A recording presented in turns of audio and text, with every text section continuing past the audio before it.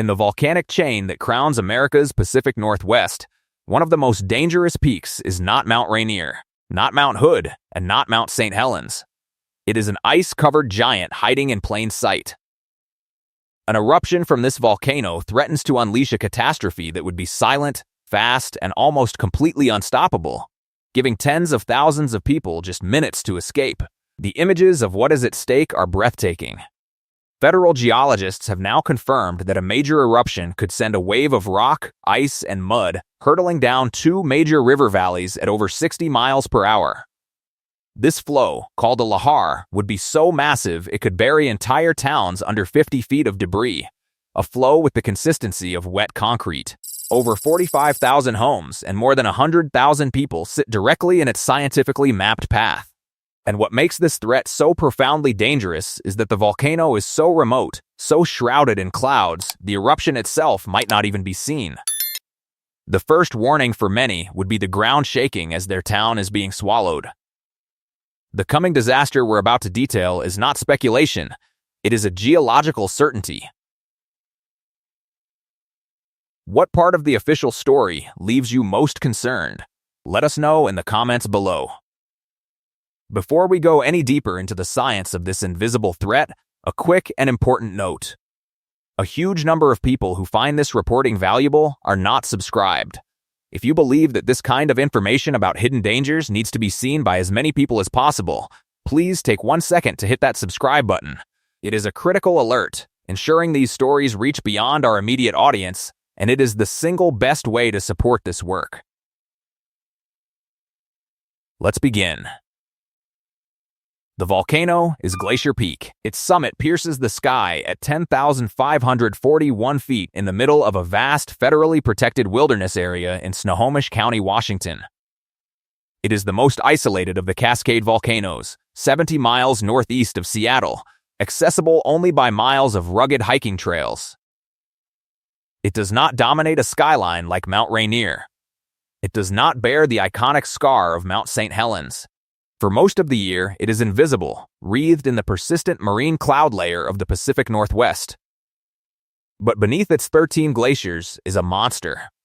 The United States Geological Survey classifies Glacier Peak as one of just 18 very high-threat volcanoes in the entire country, a designation it shares with Kilauea in Hawaii and Yellowstone in Wyoming. Its eruptive history is more explosive and more frequent than that of its famous neighbor, Mount Rainier. And over the past 5,000 years, it has produced some of the largest and most destructive lahars in the history of the Cascade Range. These are not simple mudslides. A lahar is a uniquely volcanic phenomenon. When an eruption superheats the billions of tons of snow and glacial ice blanketing the mountain, the meltwater mixes with loose rock, ash, and volcanic gas. It forms a torrent, a slurry that looks and behaves like a river of concrete. It does not flow around obstacles. It consumes them. It rips up thousand-year-old trees, scours canyons down to bedrock, and carries boulders the size of houses for dozens of miles. And as it travels, it bulks up, gathering more sediment, more trees, more everything from the valley floor until it can swell to a wall of debris hundreds of feet high, moving at highway speeds. The ancient lahars from Glacier Peak were so immense, they traveled more than 60 miles to the west, filling entire river valleys and spilling into the Puget Sound. Geologists know this because the ground that people live on today is the evidence.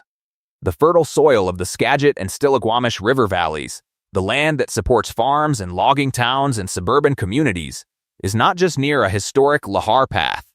It is the Lahar path. It is built directly on top of the hardened debris fields of eruptions past, some 100 feet thick. The science is not ambiguous. What has happened before is guaranteed to happen again, but here is the detail that tells the real story. The danger is not the volcano itself. It is the profound and systemic lack of awareness. It is the quiet complacency that has allowed sprawling communities to rise in a place that geology has repeatedly scoured from the map.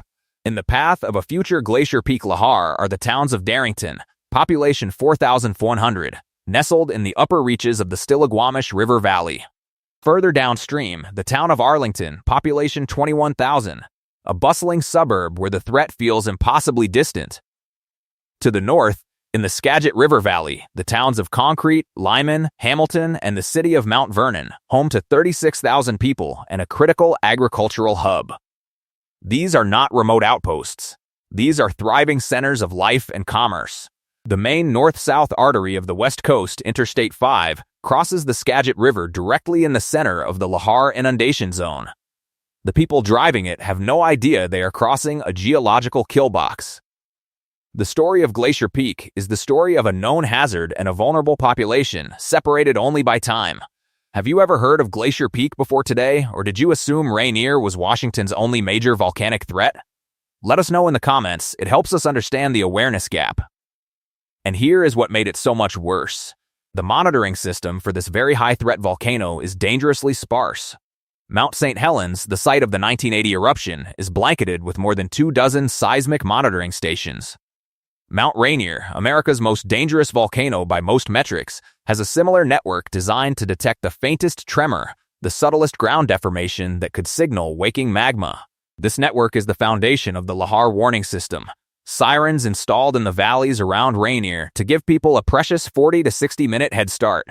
For Glacier Peak, there are just a handful of seismometers. Because of its remote location and wilderness designation, installing and maintaining a dense network is a logistical and political challenge. The result is a critical blind spot in America's volcanic defense system. Without a robust seismic network, the first sign of an eruption might not be a scientific alert. It might be a report from a pilot or a hiker, long after the Lahar has already formed and begun its silent journey downstream. There are no sirens in the Skagit or Stillaguamish valleys. Emergency notification relies on the same system used for weather alerts or amber alerts, sent to cell phones.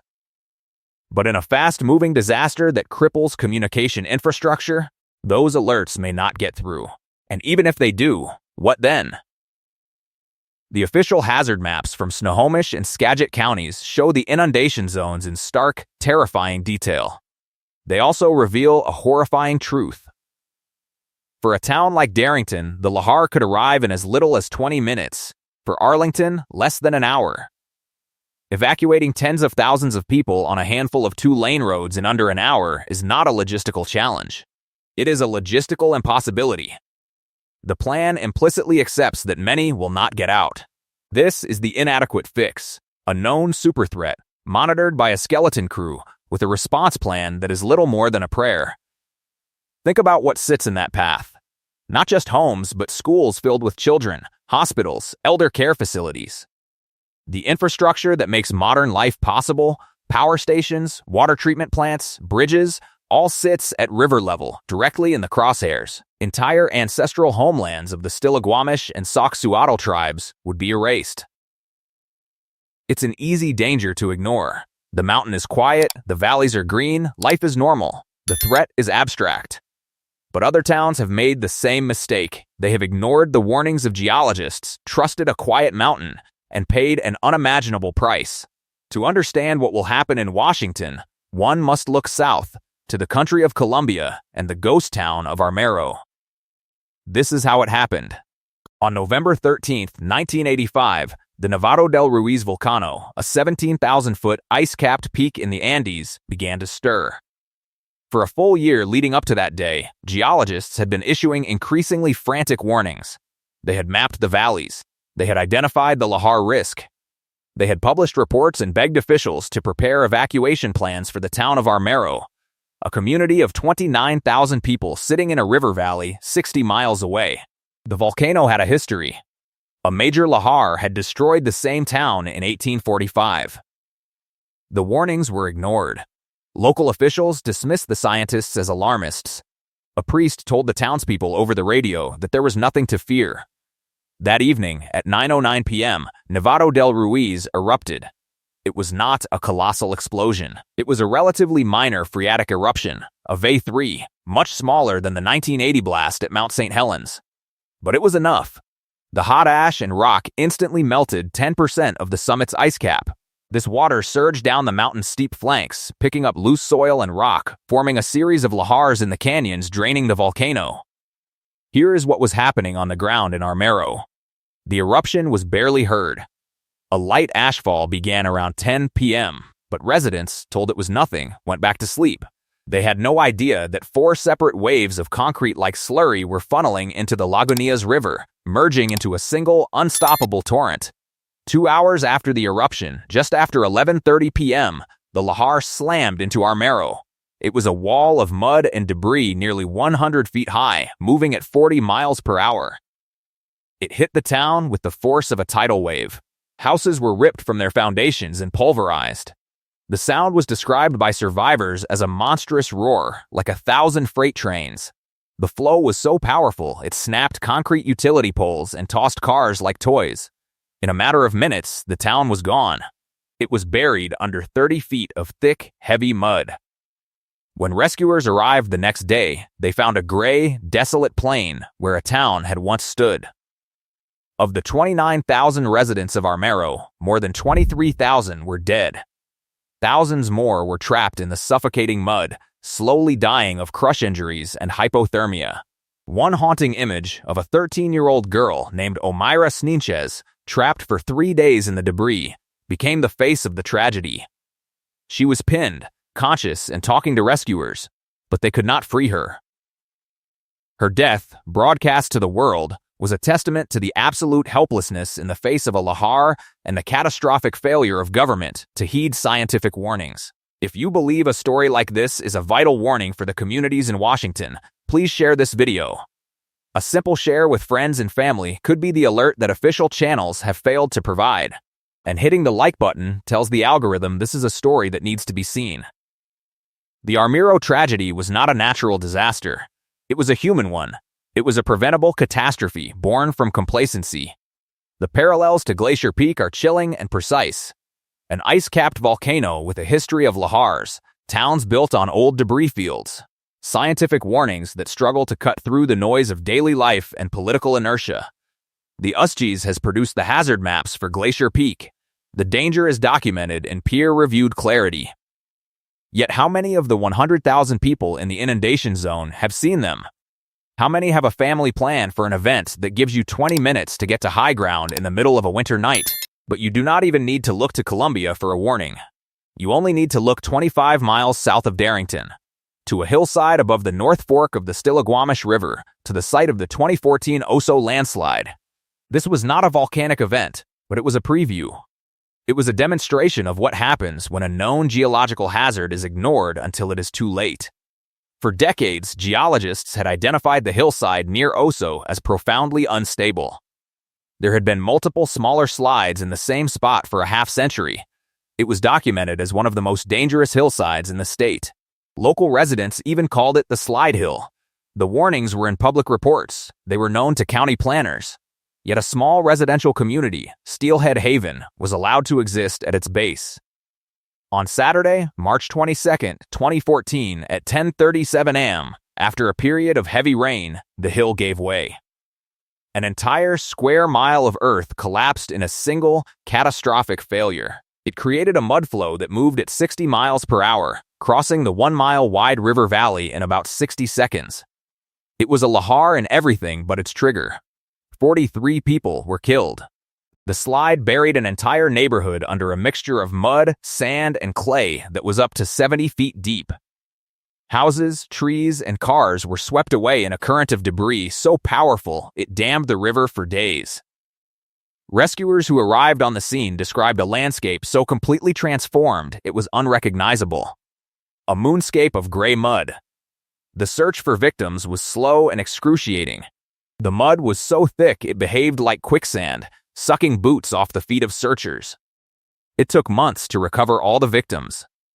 And in the aftermath, the same questions asked after Armero were asked in Washington. Why were people living there? Why weren't the warnings taken more seriously? The answer was the same: a combination of legal property rights, flawed government oversight, and a human tendency to underestimate low-probability, high-consequence risks. The Oso landslide was a tragedy that killed 43 people. A major lahar from Glacier Peak would be the Oso landslide on a scale 100 times larger, occurring simultaneously across 2 enormous river valleys. The 70 million cubic yards of debris from Oso would be a mere fraction of the billions of cubic yards that Glacier Peak could unleash. So let's place ourselves in that moment. Imagine a Tuesday in early March. It's 10 in the morning in Arlington, Washington. The sky is a familiar shade of Pacific Northwest gray. People are at work, at the QFC grocery store, at the Boeing plant in nearby Everett. Kids are in class at Arlington High School. Along the Skagit River in Mount Vernon, farmers are preparing for the spring planting season. Life is utterly normal.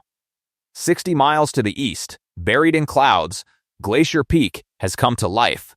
The first few seismometers register a swarm of escalating earthquakes. Magma has hit groundwater, triggering a steam explosion that has blasted through the summit crater. A column of ash billows into the sky, but under the thick cloud deck, no one sees it. The heat from the blast instantly liquefies the surface of the glaciers. The Lahar is born. It begins as a torrent of gray water, but within minutes it is a thick, churning mass, ripping rocks from the mountainside and snapping old-growth trees. It splits, sending one ravenous flow down the Whitechuck River and into the Sauk River, aimed at Darrington. Another flow goes north into the Skagit River system, aimed at Concrete. In Darrington, the Lahar arrives in 25 minutes. There is no time for an organized evacuation. The first sign is a low rumble that grows into a deafening roar. The ground shakes.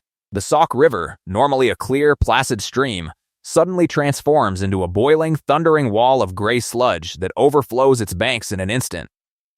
It doesn't rise slowly.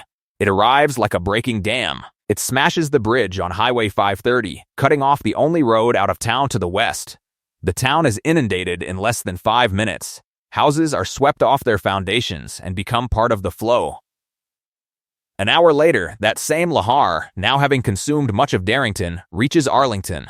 It has traveled over 40 miles. The alerts, sent just 30 minutes prior, have caused panic and gridlock. No one can get out. The Lahar pours into the Stillaguamish Valley, which acts like a giant funnel. It sweeps through Arlington, destroying everything in the city's downtown core, burying homes, schools, and businesses under a thick blanket of debris that will quickly harden like cement. At the same time, the second Lahar, which has been traveling through the Skagit River Valley, slams into the town of Concrete. It destroys the historic bridges, inundates the town, and continues its relentless push west.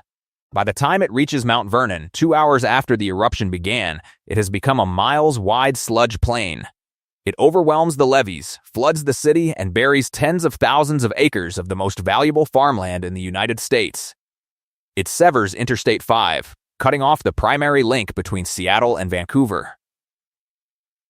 Power grids fail. Communications are down. The initial death toll is unknown, but it is in the thousands. Tens of thousands are homeless. 2 entire regional economies have been erased. And the rescue operation has not even begun, because there is no way for rescuers to get in. This is not fantasy. This is the official scenario modeled by the scientists who study this volcano for a living. I know this is our third reminder, but as you can see, this information is critically important, and our subscription numbers are how we prove it. A lot of people watch and forget, so if you're getting value, please subscribe. It's a small click that makes a huge impact and lets us keep digging into stories that matter. We promise it's worth it. The lingering truth is that the disaster has already begun. It began when the first house was built on the debris of the last eruption. It continues with every new housing development, every new school, every new piece of critical infrastructure placed in the path of the next one. The volcano is not the enemy. The volcano is just being a volcano. The enemy is a collective amnesia, an inability to see beyond the human timescale and respect the geological one. The question is not if Glacier Peak will erupt again. The question is, what will we do when it does? Can a modern society react to a threat that is simultaneously certain and of an unknown timing? Do the warnings of science stand a chance against the inertia of daily life and economic development? The state of Washington has emergency plans. Snohomish and Skagit counties have designated evacuation routes, but these are documents in a filing cabinet, plans for a crisis that would overwhelm every resource on a scale that is almost impossible to comprehend. They are plans for managing an unsurvivable event. The real work is not about planning a last-minute evacuation. It is about education. It is about zoning. It is about deciding, as a society, that some places are simply not safe to live, no matter how green the valley or how beautiful the view. But that conversation is not happening. So Glacier Peak sits in its wilderness, gathering ice and snow, a geological time bomb. The Ushkis continues to classify it as a volcano of very high threat. County officials quietly admit that a full evacuation is not feasible. The communities in the Skagit and Stillaguamish valleys continue to grow, their residents largely unaware of the history written in the very ground beneath their feet. And deep within the Earth's crust, miles below the serene, ice-covered summit, the magma that has fueled millennia of violent eruptions is still there, patiently waiting.